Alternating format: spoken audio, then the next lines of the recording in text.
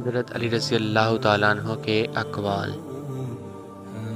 حضرت علی رضی اللہ تعالیٰ عنہ نے فرمایا، جو شخص اپنے زبان سے ناشائستہ باتیں کہتا ہے وہ اپنے کانوں سے ناگفتہ باتیں سنتا ہے۔ جس شخص کی نیت بگڑ جاتی ہے وہ کامیابی سے محروم ہو جاتا ہے۔ جو شخص دنیاوی طمع نہیں چھوڑتا اس میں پرہیزگاری نہیں آتی، اور جو دنیا کے مال و متاع سے خوش ہوتا ہے اس کے دھوکے اور فریب میں آ جاتا ہے۔ جس شخص میں بخل زیادہ ہوتا ہے اس میں عیب بھی زیادہ ہوتے ہیں۔ جو شخص کسی کے احسان اور نیکی کا شکریہ ادا کرتا ہے تو وہ اس کا حق ادا کر دیتا ہے۔ جو شخص لوگوں سے کنارہ کش ہو جاتا ہے اس کا تقویٰ کامل ہو جاتا ہے۔ جو شخص حرام کاموں سے پرہیز کرتا ہے اس کی عبادت میں حسن و خوبی پیدا ہوتی ہے۔ جو شخص آخرت کی کامیابی حاصل کرنا چاہتا ہے اسے لازم ہے کہ تقویٰ اختیار کرے۔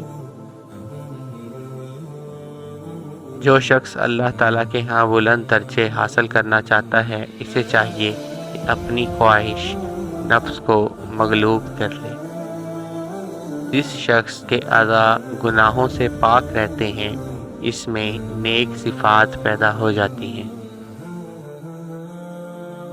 جو شخص تجھے ایسے کام کی تکلیف دیتا ہے جو تیری طاقت سے باہر ہو تو وہ گویا تجھے اپنی نافرمانی کی اجازت دیتا ہے۔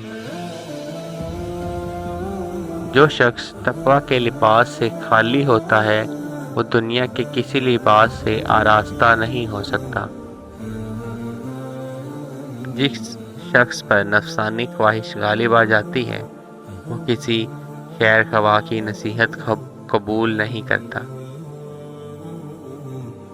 جس شخص کی محبت اللہ تعالیٰ کے لیے نہ ہو اس سے کنارہ کرو، کیونکہ اس کی دوستی خراب اور اس کا ساتھ منحوس ہے۔ جس کی غرض باطل پرستی ہوتی ہے وہ کبھی حق کو نہیں پاتا، اگرچہ وہ آفتاب سے بھی زیادہ مشہور ہو۔ جس شخص پر بدظنی غالب ہوتی ہے وہ اپنے کسی دوست کے ساتھ صلح نہیں رکھتا۔